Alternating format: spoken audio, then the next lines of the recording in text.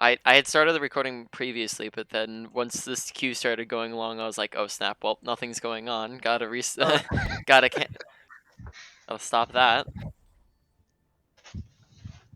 Hello, team.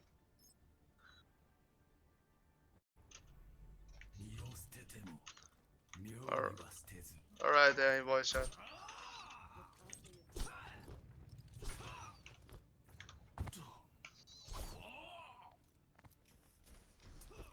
Okay, first thing we want to take a look at is team compositions, because those are going to always dictate our play styles, and we're always going to change up how we're playing based off of those. First thing I'm noticing is that we have an Ana, so of course we can go for Nano Blades, and we should probably be playing off of Nano Blades when we have that as an option. Okay. Yeah, besides that, next thing we're going to be paying attention to is the enemy team comp, because we're always going to be, again, changing up our playstyle based off of that.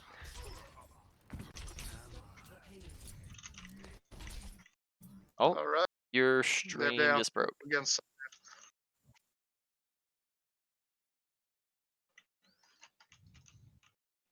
I think I have to restart it. Yeah, I can no longer see your screen.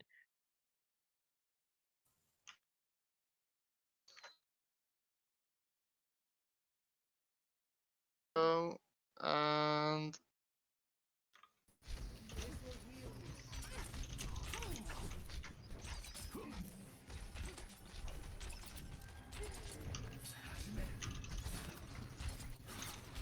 does it work now? Yep, I can see it.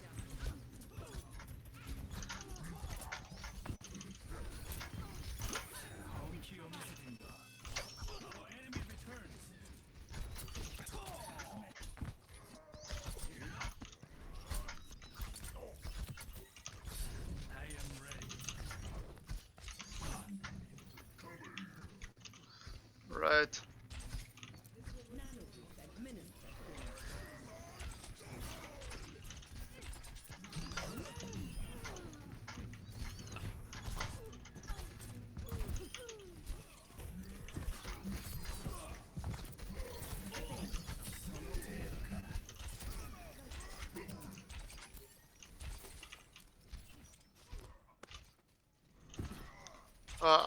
I can't. Oh, I can't hear you. No, I'm not talking right now.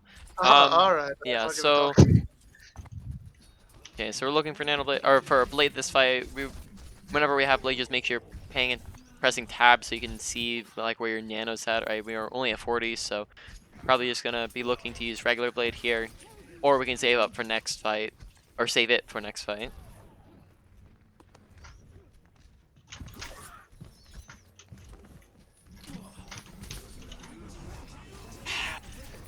Okay. Okay. A large issue I'm seeing so far, and we can I'll demonstrate this after this game's done, so I can show you visually. But we continuously are dashing past the people that we're trying to kill. Now that's okay in situations where we know that our dash is going to be the finishing blow, but a lot of the Yeah. time we're just ending up going past them, which just puts us in bad positions and also makes it harder to kill them. So when we're trying to dash at people, make sure we're dashing into the ground. So the ground will cancel our dash and means that we won't go any further. So just basically dash at their feet if you can.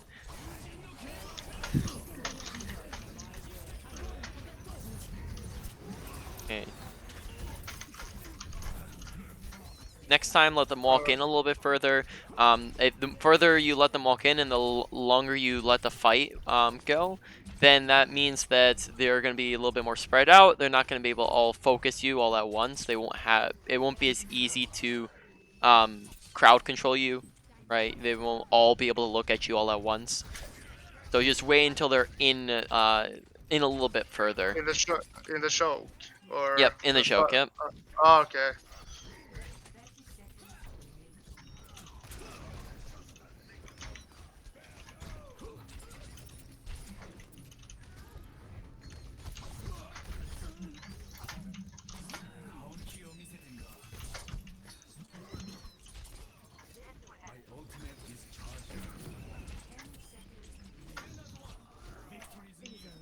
All right.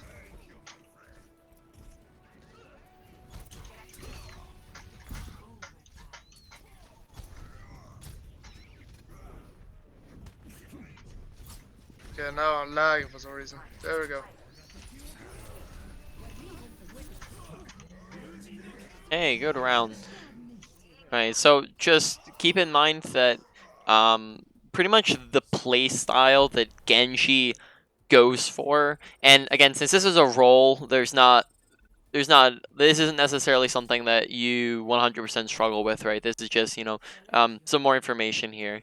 But just keep in Okay. mind that the way that Genji should be played is essentially he is spamming all the time unless he sees an opportunity to go in. Okay, so you should be pretty much just trying to build blade, and if you see somebody who's out of position or if you see somebody who's low, then you can go and punish them with a dash, or you can go and duel them. So that's Okay. pretty much how you're going to look to base your playstyle a lot of the time, though that can change if, let's say, they have snipers, or they're not really running a comp that you can spam very well. An example of that would be like if they're on a dive.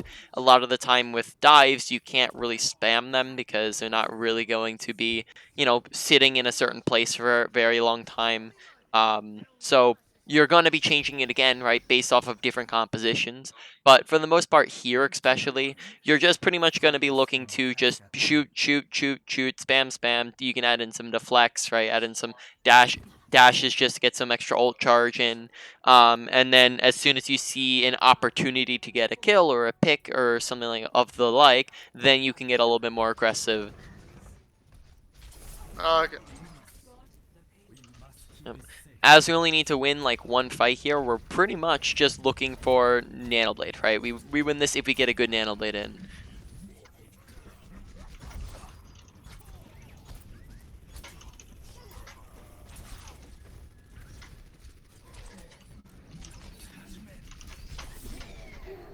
All right.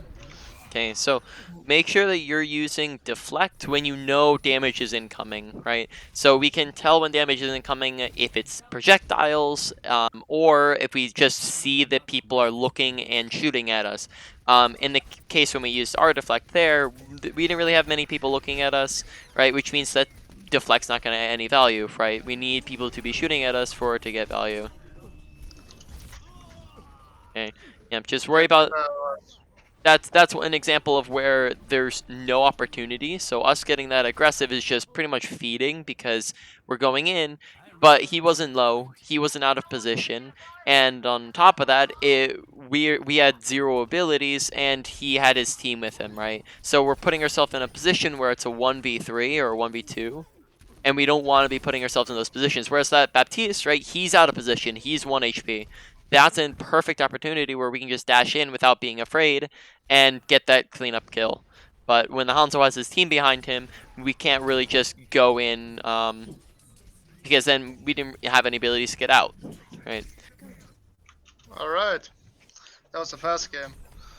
But yeah, Yep. the over aggressive part, that happens a lot. Yep. So you have to kind of gauge your aggression based on a few different things, right? We gauge aggression based off of who's winning the fights. Okay, do we have picks? Do they have picks? We gauge aggression on like health, right? We like, is there an opportunity where we can go in, right? So if you can go in when somebody's 1 HP, and you kill them with your dash, that's gonna just reset your dash, right? And then that lets you get out, right? And if you have abilities, you can get in. So if you All right. dash in, you can deflect out. Okay, so real quick, before I guess you can go take a look at, like, if you wanted to go over replays, you can take a look at which ones are good to go over. But I'm going to stream some practice range shares or some Overwatch if you want to go take a look at that. All right. Yeah. I'm in. Okay, so pretty much the one thing I was showing you is a lot of the time when we're dashing at people is we're going past them, right? So we like the bot ends up coming towards us, right? And then we're going all the way over here, which just means that the follow-up is a lot harder because of how far away we are from them. One, right, we're super far away from them, and two, a few different times that actually put us in some bad situations where like we're dashing past them and into the enemy team. Oh, whoops, I accidentally ended up killing him. But we dashed past him and into the enemy team, and we didn't get the dash reset. So that just meant that we're in the middle of the enemy team without a dash to get out, which isn't a good situation. So when we're trying to stop our dash instead of going past them, we can aim at the floor, right, to where we're stopping ourselves by hitting the floor, but we're still getting the damage in. So instead of going straight out past them, which might result in us, falling off the map, or being out of position, we can dash into the ground, and then we can just look up in the air for the follow-up, right? So we can do something like this, where we're dashing at the ground. Oh, I dashed a little too low, but we can dash at the ground right in front of them, and then follow it up with just a right-click up in their head. Right? It's going to depend on your distance from them as well. Yeah. Okay, so we're a lot of time not going to want to. And so just keep in mind that your dash distance. Okay, so trying to think, was there anything else that we were gonna go over Genji? I think we might go over crosshair placement just for spam usage. Okay, I'm gonna turn down my volume. Okay. So let me know when you're looking again. I see that you're looking at spectating, or sorry, you're looking at your replays right now. Yeah, this game I remember that this didn't go super well. Okay, you looking back on the stream? I'm looking now. Yes. Okay, so now we're gonna go over something called crosshair placement. Now, crosshair placement is gonna help you a lot when we're talking about spam, especially when we're trying to get in that spam damage. So the first big step to crosshair placement is just making sure we're always aiming head level. And when we're always aiming head level, that means that it's gonna be a lot easier to land shots because now we're not having to adjust as far. So instead of going up and to the left or up and to the right, we just have to go left and right, which makes shots faster and easier to land, which means that we're hitting more headshots, right? And then that also means that every single base shot that we're taking, right, we're just spamming down a corridor like this.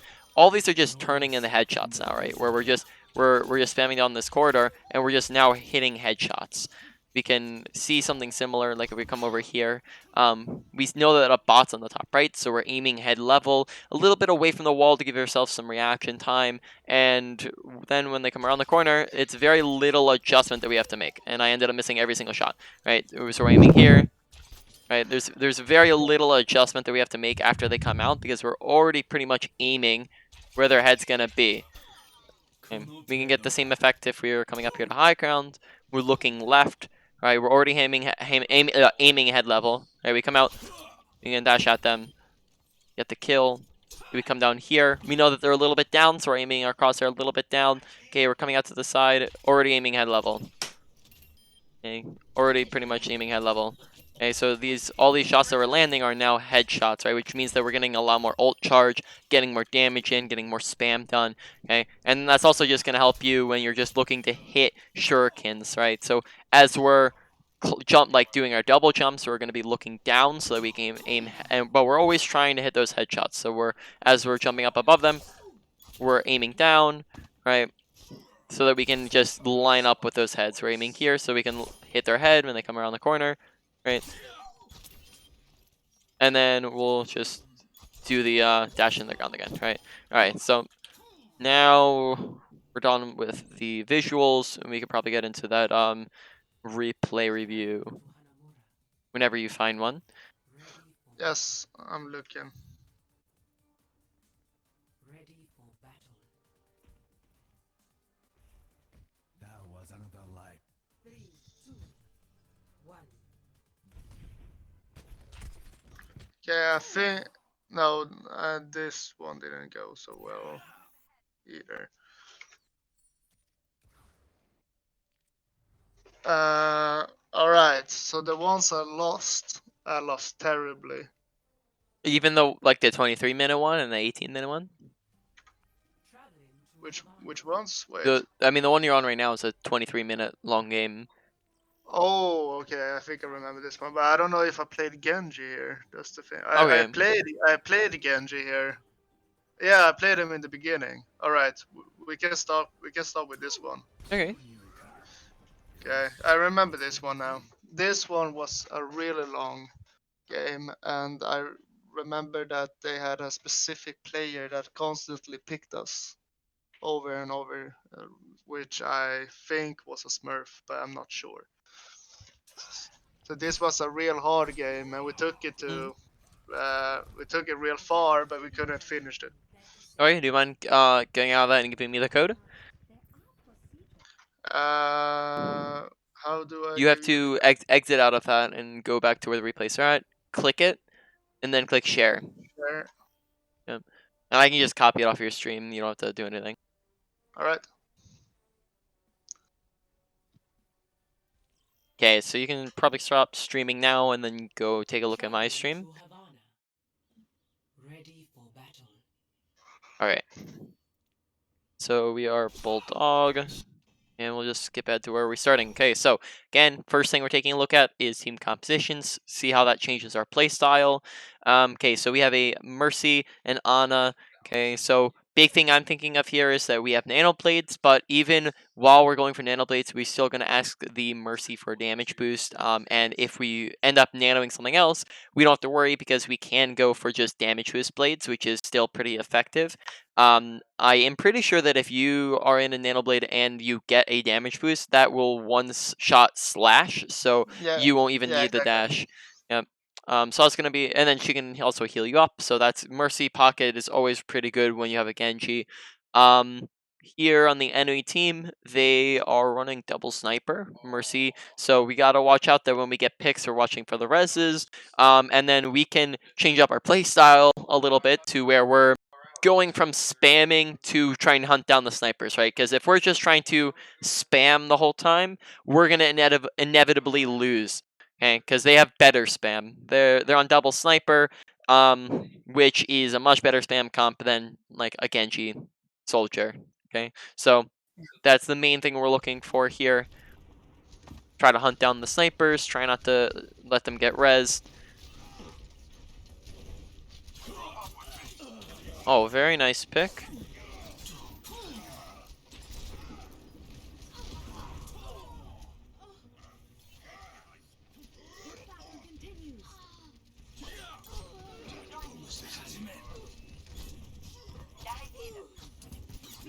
Okay, so once we All right. see that the Ana hasn't reflected into our blade, that's probably the point where we're trying to just back up a little bit, right? Because here we don't have any abilities after we use the deflect, and she should still have her abilities, right? Unless I don't think we saw her use them, right? So she has both abilities.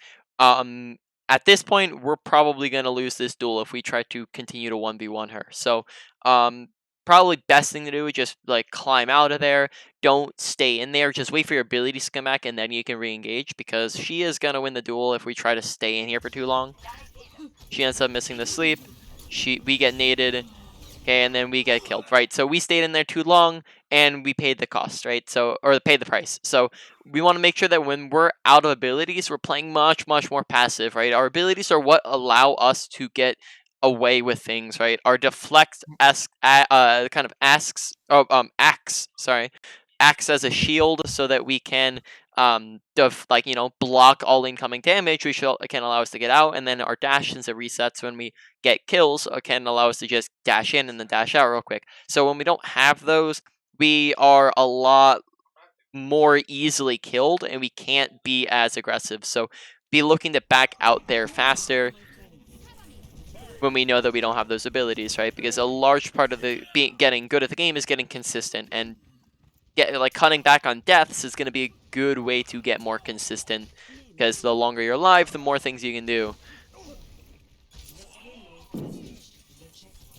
Okay, so here again, right, we're just a little bit aggressive when we're out of abilities, right? And then that's probably going to result in us dying, right? So Yeah. watch the aggression. Also pay attention to how many people we're dashing into, right? And where our team is, right? So we know we're down our Reinhardt here, right? This is fine. We're still semi-safe here. We have our deflect left, and we're pretty much still able to back out anytime. We still have our teams back up, but at this point here, right, once we push out here, we're now staring at 1, 2, 3, 4, 5 people, and they even res the Reinhardt. So we're now looking at 6 people, and look at where we are in relation to our team. Right, we're essentially 1v6ing here because of where we are at. We're making it so that they can just focus us down super easily, and we're not gonna be able to get out. So, you got to be super careful with your aggression to where you're not going into these 1v6 scenarios. Wait for your team to push in because right, they were just getting cart in.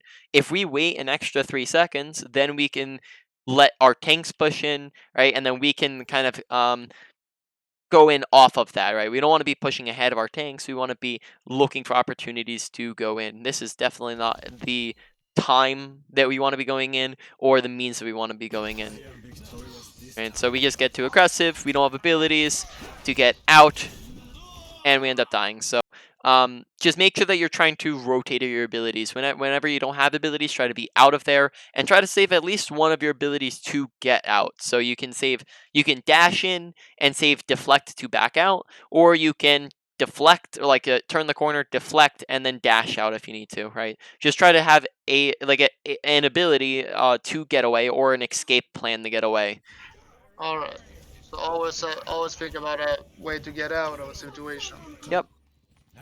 Because we've died twice so far, right? And there's a lot of other players here who haven't died twice, right? Which means that we just get a lot less value because that means that we'd have our ult by now. We'd get like the more longer we're alive, the more overall value we're getting. The more spam damage we're getting, the more ults we're getting, the more damage, like kills we're getting, right? So survivability is a huge part in gameplay. If we can even cut out something like 3 deaths, right? Let's say we're going from 10 deaths a game to 7 deaths a game. That's roughly a minute's worth of time, right?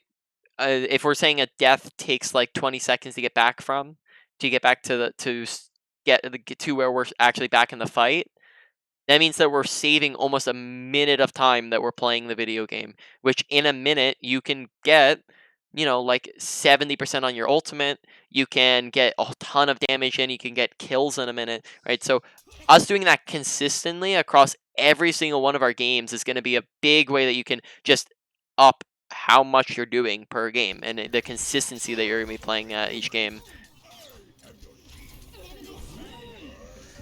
Okay, so good choice. We pushed up a little too far, and then we used dash to get out. Probably didn't want to push up that far anyways. Okay, so we see that Ana uses Nano. So what we can do is I already heard that you like to talk when we got into that last game. You like to say hi, right? So you communicate. Just let your Ana know that you almost have Blade, right? So when we're coming out of spawn here, like even when we're dead, right? We press tab, we see that Ana has Blade, we don't have, or Ana has Nano, we don't have Blade. So we can just say, Ana, hey, I'm 20% to Blade, save your Nano for me, right? And then that way she has a Nano Reinhardt, which probably won't get as much value as her nanoing you, right? You're going to be getting a lot more value out of a Nano Blade than just out of a flat out Nano Ryan. And even here, right, even before we nano here, we're 94 to ult. If we get a nano right now, we can pretty much get our ult just out of dashing in. So you could probably even just right now just say on a nano me, right? You dash in, and then off of that dash you get your blade. Okay. Just keep in mind that that's also a very valid strategy, as you can do that even when you're like 10% away from your ultimate. So even when you're at like 90, you can still just say like on a nano me, I'm going in, right? You dash to their team, you pretty much get your ultimate right off of that.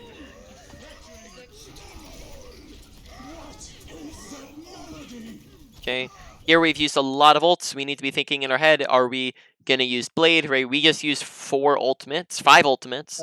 We need to very carefully watch kill feed, because we probably will not need to use Blade at this point because of the amount of damage we've done to them. Right, we're already up on, right? So now we're using number 6, even though we've already used 5 ults. Right, we did get a lot of kills, but we probably would have won that fight even if we didn't use our ult, right? And then that means that we have Blade for next fight. Now, we just used 6 ultimates. What does that mean for next fight? That they have the ult advantage. Yep, they have 1, 2, 3, 4 ultimates. So 4 ultimates versus 1 ultimate, or sorry, 0 ultimates. 4 ultimates versus 0 ultimates. Real difficult of a question here. Who wins that fight? Yeah, really. They Yeah. will win the fight. So we gotta make sure that we can do 2 things here to stop this from happening. First off, we need to be aware of this ourselves so that we're not over-ulting, because that was an overall on our part, but it was also an overall on our whole team's part. So there, what we can do is do something called ult management and tell our team, hey, we have 6 ults, let's only use these 3, right? So what that can do is it can do mainly 2 things. First off, that means that you're not over-ulting, we're only using half of them instead of all of them, which can still win the fight while also giving us a chance for the next fight. Okay, that's the big Yeah. one here. But then also what that can do is it can help combo ultimates effectively, right? If we were calling that last fight what we wanted to use, we could have said let's use Nanoblade, right? And maybe Yeah. if we had used Nanoblade, that wouldn't have required us to use 6 ultimates to win the fight. So just us ult track, or sorry, not ult tracking, ult planning here, and us going over what we want to use with our team, right? That can help us be more coordinated as a team and help win more fights.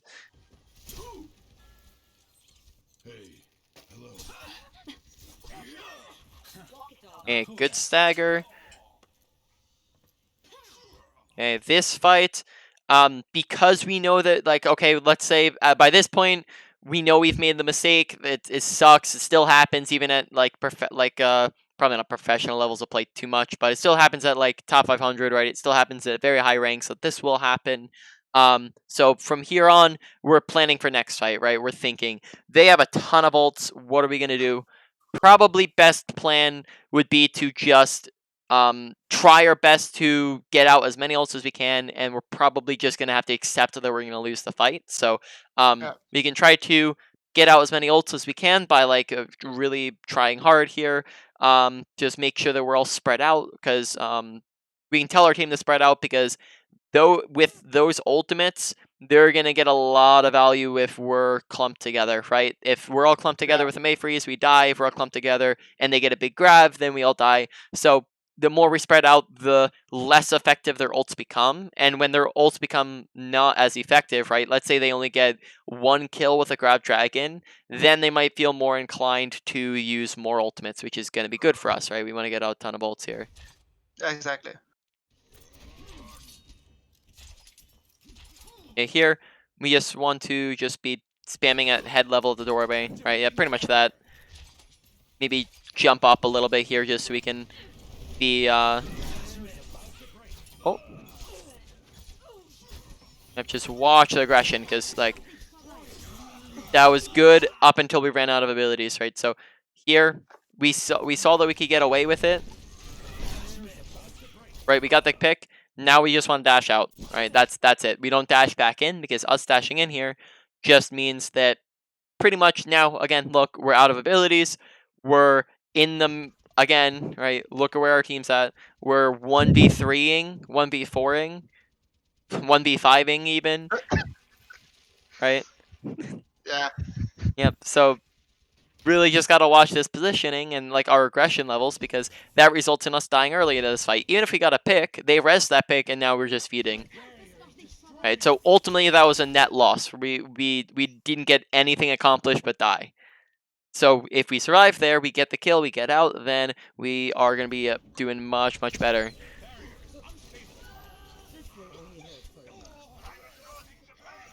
Okay, we get res.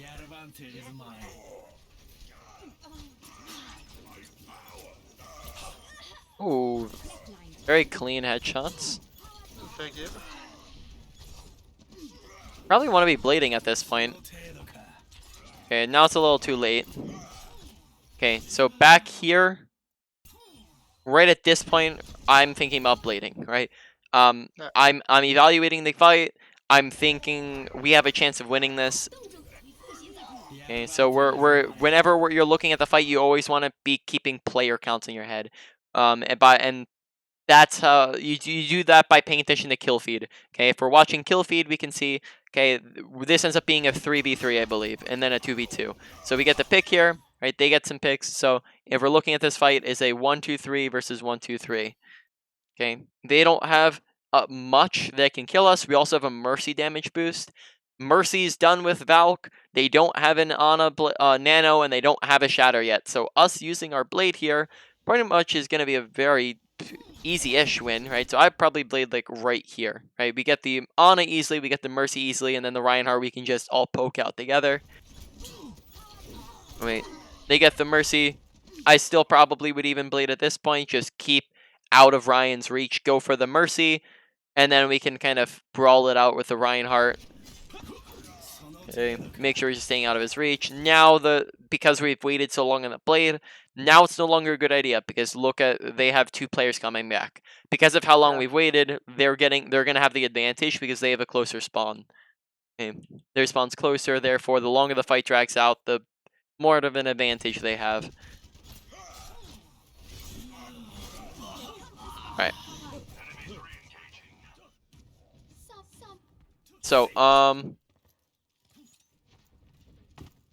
coming to this next fight, would you be interested in learning how to ult track?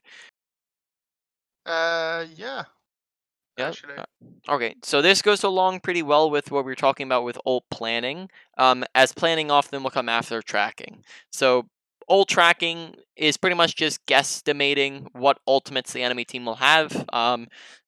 So basically, I'll just walk you through how that it would be done, and then you can implement that into your games, and you'll be able to counter ults more effectively. So the first thing we're gonna be looking at is we're gonna look at Team One, so the top left of the screen here.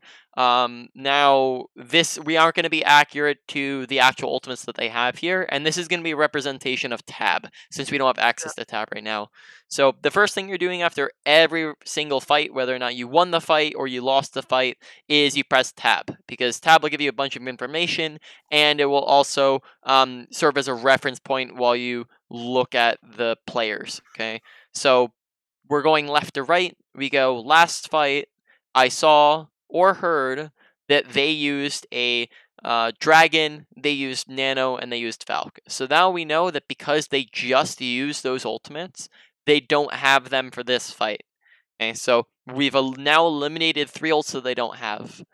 Now we just saw them swap from a monkey to a Reinhardt, so that means that they don't have Reinhardt ultimate. It's fresh, right? It's pretty much 0. It might be like 10% now, right? So they don't have it at all. So now with the last 2, we're maybe like, okay, I'm not really sure. Maybe we died, or we weren't paying attention, or we didn't hear it, right? So we ask our team, we go, hey, did you guys see a Grav or a Mayfreeze? And they say, yeah, they use Mayfreeze. So now we know through a process of elimination, we've eliminated 5 other potential options. Okay, that the only ultimate that they're gonna have for this fight is the Grav. Okay, so that way, when we know what ultimates they have, we can better try to combo those, and we can more effectively come up with plans against them. So we can try putting that into effect. Sorry, 1 second. Someone just yelled in my background. It's all right. So we can try to put that into effect here with the ultimates that they have now for this fight. So they have a dragon, they have a nano, they have a shatter, and they have a grab. So first off, our Reinhardt knowing they have shatter is invaluable information because it makes it that much easier for him to block it when he knows that it's coming, right? It means that you're probably not going to get shattered as easily if he's prepared for it, and your Sigma also is going to be prepared for it. So shatter is going to be much easier to block if they know it's coming. Okay. Second big thing here is that their big win condition this fight is probably going to be landing that grab dragon, right? That's a very, Yeah. very easy ultimate combo to land. You're going to be doing a lot with it. Okay, so the biggest thing, because we don't have a defensive ultimate, right? We don't have like a beat, we don't have a trance, we don't have a Baptiste lamp, right? We don't have anything like that. The biggest thing we can do as a team to counter that is stay spread out, right? We discussed that last fight. Yeah. Right now, we are not staying spread out. If Zarya comes up and chucks a grab right here, she gets 3, maybe 4 people in that, right? Which means that we instantly lose the fight. Now, what happens if maybe we're a little bit more spread out and she only gets the Reinhardt in it? The maximum get 1 pick, and Yep, that would cause them to force to be using more ults yep, when they shouldn't be. yep, exactly. So they're now using 2 big ultimates. Like they're using 2 ultimates to get 1 single kill. It also is a much easier to pocket like one person when they're in a grab rather than 6 people, right? Because I Ana agree. can maybe nano them. Both supports can pocket them through it. Maybe if you have like bubbles when you have a Zarya, you can throw the bubble in them. So it becomes much easier to pocket one person than trying to keep 6 people up in a grab or 4 people up in a grab. Plus, it's again right. It's wasting a bunch of their ultimates. And if we're down one person, you still have the potential to win a fight, right? If we're talking about like pick like a how to know when a fight's won or lost, right? 1 to 2 picks, right? Let's say you get 1 to 2 picks. That's an advantage, right? Where we haven't necessarily won the fight yet, that can still be flipped around. Once you get to 2 to 3 picks, that's where it starts to be pretty much a one fight, and we can start thinking about no more ults being used. We want to make sure that we're getting more aggressive when we have any picks. We want to play more aggressive as a team, right? We want to make sure that we're trying to clean them up fast. It's while we're and capitalize on that advantage. Whereas it's going to be the opposite, right? If they get picks, right? If they get 1 to 2 picks, we want to play more passive. But that means that if they get 1 pick, that's still not a lost fight, right? The difference between them getting just the Reinhardt and them getting all 4 of your teammates here is that if they get all 4 of them, you lose the fight no matter what, right? If they just get the Reinhardt, you still have a chance to win this fight, right? So big thing that we can do here is just call out what ultimates they have and then call out basically a strategy to counter it. And then on top of that, we can just say, okay, we have played this fight. We have, and we can go through the ult planning section over on the top right, right? And we can go, okay, we have Blade, we have Visor, we almost have Shatter. We can either wait on the Nano Blade or we can just go for a damage boost blade, right? It's probably going to be up to you for that, to make that decision. I think it could go either way because you do have the Shatter and the Visor here, so saving for Nano Blade might be just a good option to go for. Alright, so they already got 2 picks. They grabbed 3 of us. This is a lost fight at this point. Actually, wait, no. Did we no, yeah. They got those picks.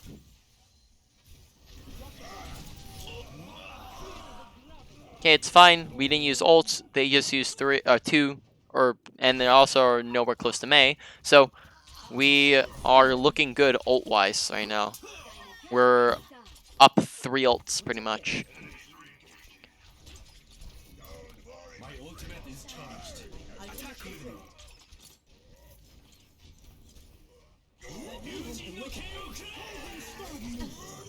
Okay, make sure you're putting yourself in LOS of your Ana. Okay, so look at where your Ana's at. Right, so here, when we see our Ana, right, we dash out of her LOS, right? Look at where Ana's at.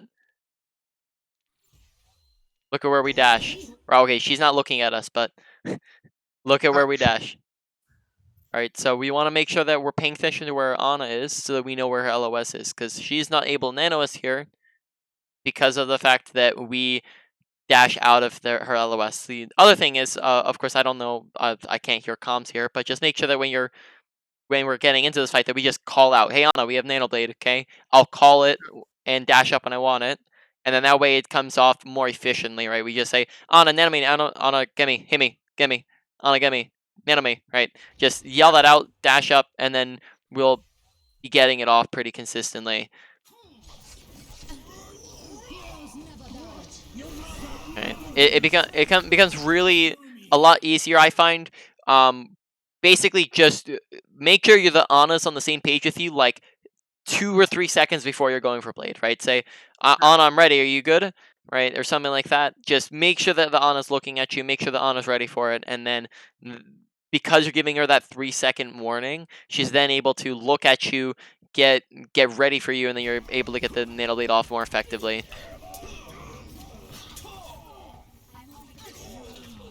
Oh, it looks like, do we miss that? Yeah, we missed getting the health pack. Yeah, I thought I got it, but then she took it instead. Yep, unfortunate.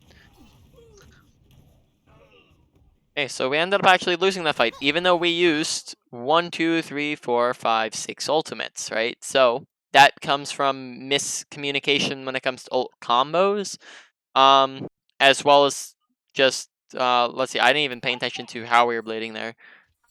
What did we do with our blade here? Nothing, if I recall. I don't think I got anyone. I'm just more looking at the technique here. Okay, so first off, I'd say this is late because I would look at this opportunity here and go for it. Right, we're in a second here.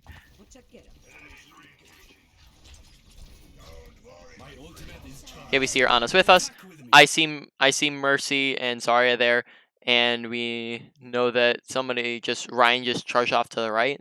So I pretty much just instantly go for the blade here on the people who are lagging behind because that's a pretty easy way to get a ton of value here. It's just dash in right there.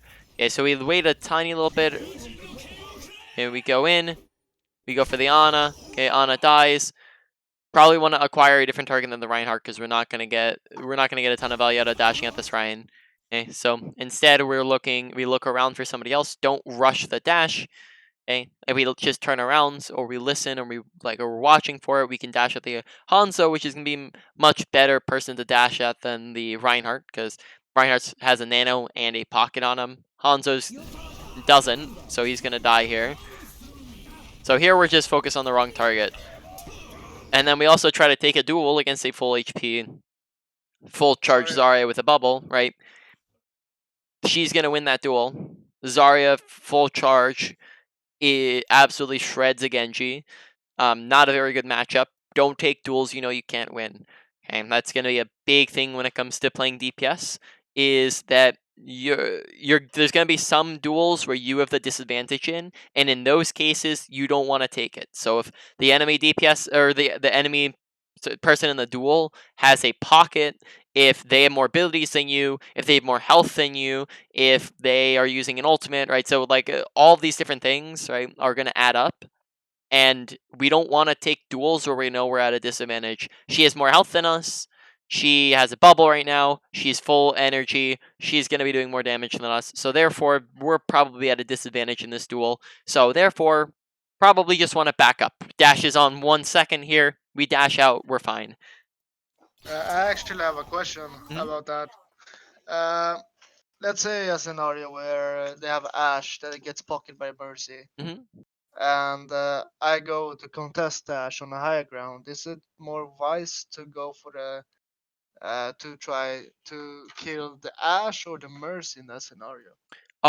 It really depends on the opportunity that's been given to you. So if you're getting the jump on them, a lot of the time you can burst the sniper through the pocket because they're scoped in. And snipers have very big head hitboxes, especially like Ashe and Widowmaker. And when they're scoped in, they don't move very fast. They're very slow, which means that you can very easily line up shots and hit shots easily. So if you can get up right next to them and land a right click and dash through them, right, you're probably going to be able to burst them even through the pocket. So if you know that you're not going to be able to burst them through the pocket and you lose your opportunity, then you focus on the Mercy. Okay, and then if you just have to be very careful in that duel because she can very easily win that duel if you mess up your first engagement because of the fact that she does have the pocket. So you just have to be, again, right, the same thing that we were talking about before, is just be ready to leave the duel and get out if they start winning.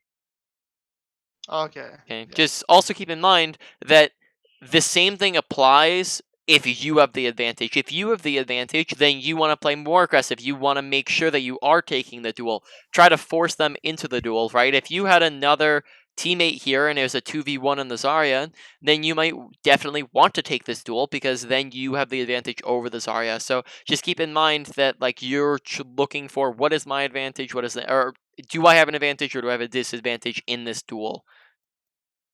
Okay. Because here, we might get a lot more value out of, just coming back here and killing the Ryan. Really is the only thing I can think of, because you probably won't be able to kill Mercy either. So, come back here, we gang up on the Reinhardt, and then that means that we still have 4 people alive. Because he's probably going to get a bunch of... He's just getting pocketed by the Mercy. We end up dying. He gets bubbled. Alright, so... Yeah, probably just don't take the duel. Alright. Okay. So I was just taking a look. We started at a weird hour, so we have another 5 minutes. It looks like. Skip ahead here. Yeah, so we swapped over to the Tracer. Are there any? Do you want to stick on the Tracer, or were there any other times in this VOD where you swap back to Genji? We can continue on Tracer. I actually wanna All right. become better on Tracer as well. Okay. So coming into that. Oh, good. What? Were you gonna say something? No. Okay. Continue. So we're coming to this next fight. 0 ultimates. They have pretty much 0 ultimates as well. They might be coming up on a few here though.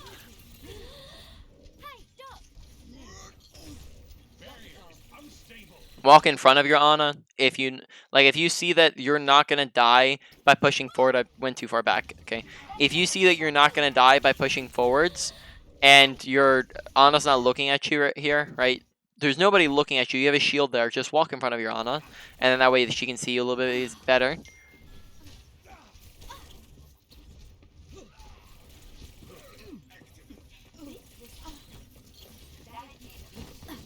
Okay. Again, just watch the aggression to where we're not jumping in a 1v3, right? Here, this isn't a Tracer's pretty much the same as Genji. We're looking to just poke in and out. We're looking to distract them, be a disruptor, and we're looking mainly for opportunities to where we can go in. We're looking for somebody isolated who we can duel, or we're looking for somebody who's low who we can finish off very easily. Here, we just end up kind of going in the middle of 3 people, right? And it's very unlikely that we're gonna get much done here when the supports are pocketing each other. And it's gonna be more risky for us, and 2, we're not gonna get as much value out of it. Okay. On top of that, use your recall as an aggression meter, right? If we have a recall up, we can be a tad bit more aggressive. When we don't have recall, we want to be a lot more passive because we don't have that get out of jail free card. So make sure you're not going in super hard when you don't have their recall up.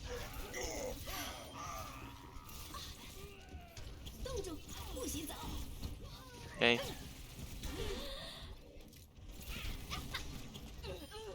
Down for the count. Pulse bomb is charging.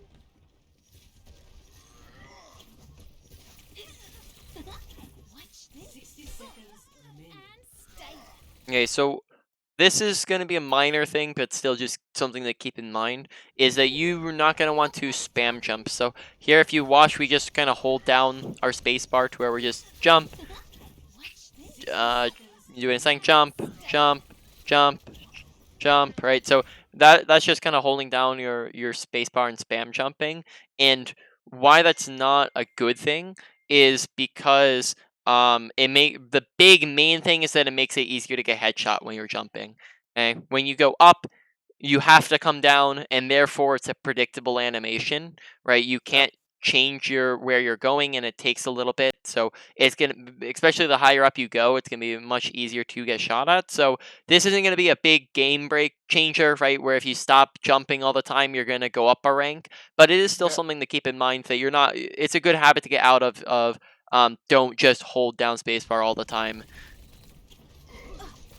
And that comes a little bit from Genji, where Genji does want to be jumping a lot more because Genji does have a little bit more air control because has the double jump, so he's able to control his movement a little bit better, and he's a lot harder to hit than a Tracer who's jumping up in the air.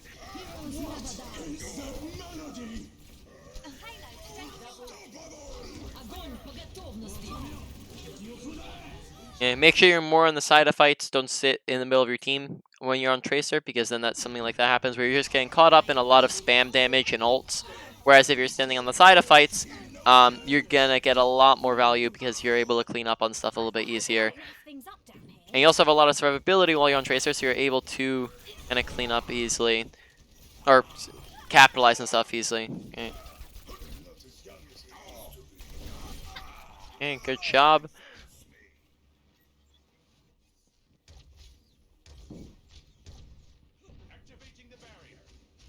Okay, do we have anything to combo with Pulse? No, we do not. So we're just looking for a kind of solo stick here.